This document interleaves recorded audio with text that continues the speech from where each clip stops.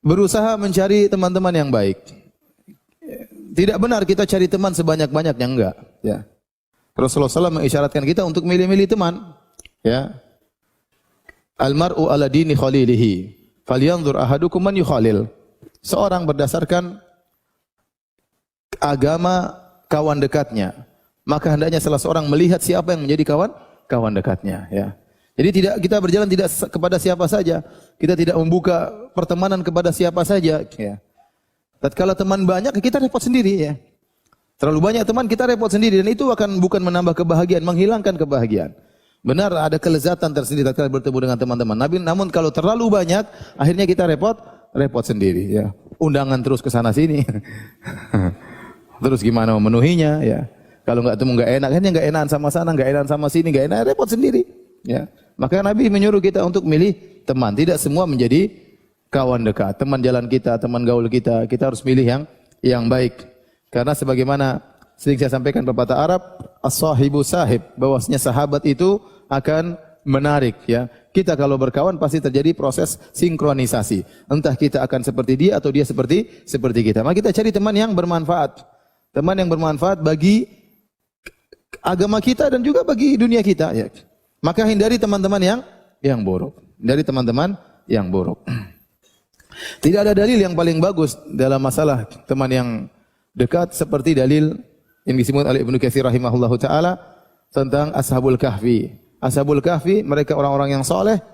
Kemudian mereka waktu pergi ke Goa Al-Kahf, mereka bawa anjing. Anjing tersebut ternyata disebut-sebut dalam Al-Qur'an juga. Ikut nimbrung dapat apa? Karomah. Ya.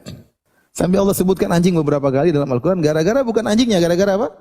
Ashabul Kahfi tersebut ya. Jadi berteman dengan orang baik itu manfaat. Jangankan manusia, hewan aja berteman dengan Ashabul Kahfi jadi disebut-sebut dalam Al-Qur'an. Itu aja enggak pernah disebut dalam Al-Qur'an. Ini anjing Ashabul Kahfi disebut-sebut oleh Allah dalam apa? Al-Qur'an ya. Jadi seorang berusaha mencari teman-teman yang baik. Kalau teman-teman tersebut ternyata dengan bergaul dengan mereka menambah keimanan, maka peganglah teman-teman tersebut. Kalau ternyata bergaul dengan mereka, ngobrol dengan mereka, kita rasa iman kita kurang, ini berarti teman yang buruk. Mudah seperti itu ya. Jadi kalau kita ingin ukur ini teman kita baik atau tidak, kita cek betul iman kita.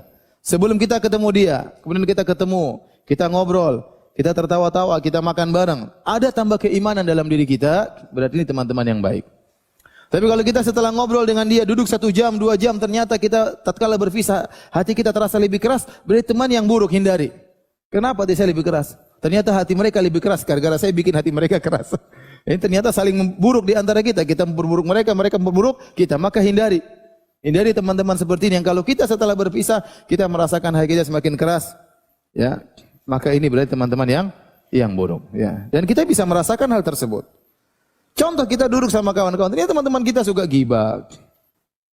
Suka menceritakan kerjanya, ceritakan kejelekan orang lain. Si fulan. Memang ada kelezatan yang kita rasakan tatkala ngobrol sama mereka. Kita jadi tahu urusan orang. Jadi urusan orang tuh enak ya.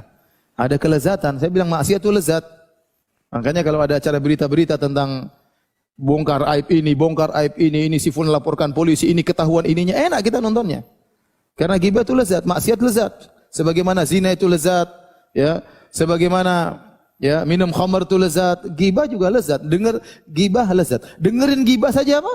Lezat, apalagi yang ghibah langsung. Lezat luar biasa. Makanya orang kalau udah ghibah dia biasanya enggak berhenti. Kenapa? Ya karena dia merasakan kelezatan. Ngobrol soal si fulan enggak berhenti. Yang dengar aja enak.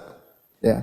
Nah, kalau kita ternyata punya teman-teman yang hobinya ghibah, yang hobinya ceritakan kejelekan orang, ya, yang ngomong yang tidak ada manfaatnya, setelah kita berpisah dari mereka ternyata iman kita berkurang, sudah tinggalkan. Berarti kita salah milih kawan.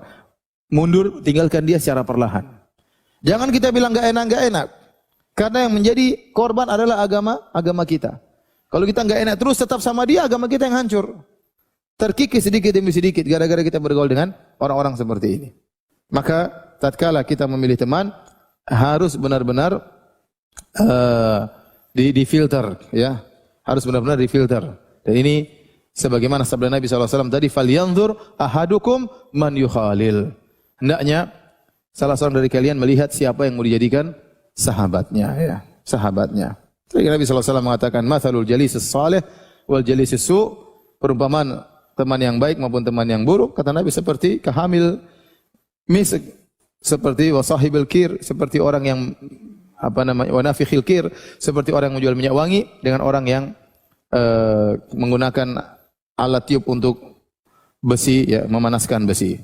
Adapun hamilul misk, penjual minyak wangi, maka mungkin dia kasih hadiah minyak wangi kepada engkau, atau kau beli dari dia, kau beli minyak wangi pun dari dia, atau kau akan mendapati bau yang harum karena bergaul dengan dia. Cuma tiga kemungkinan, dan tiga kemungkinan tersebut semuanya baik. Mungkin dia kasih hadiah kepada engkau minyak wangi, kemungkinan yang baik. Atau kau beli dari dia minyak wangi, pun yang kau beli minyak wangi. Yang ketiga paling tidak kau ikut kecipratan bau harumnya, ikut mendapatkan bau wangi dari penjual minyak wangi ini. Adapun kalau sahabat yang buruk seperti nafikhil kir, seperti pandai besi, ya, kalau enggak dia meniup api sehingga api terus membakar pakaianmu, au anta jida minhu rihan khabitha, atau kau akan mendapati darinya bau yang buruk. Bau yang buruk. Pasti kecipratan, enggak mungkin enggak cipratan. Ini maksudnya Nabi mengatakan pasti kamu kecipratan, pasti terkontaminasi, pasti. Pasti terjadi proses sinkronisasi, pasti, enggak mungkin enggak. Ya, enggak mungkin enggak. Maka benar kita punya kawan banyak, tapi hanya sekedar kenal. Beda kawan yang kita jadikan teman jalan, teman ngobrol, mungkin teman curhat, tukar pikiran. Nah, itu tidak boleh sembarang kita berteman, ya. Tidak boleh sembarang kita berteman, harus milih-milih. Ini saya sampaikan kepada bapak pun ibu-ibu pun demikian. Tidak semua dijadikan kawan dekat, tidak semua dijadikan teman ngobrol, ya. Kita harus memilih-milih, kita harus selektif. Kalau ternyata sebagian ibu-ibu ternyata setiap ketemu pasti ngomongin orang, tinggalkan.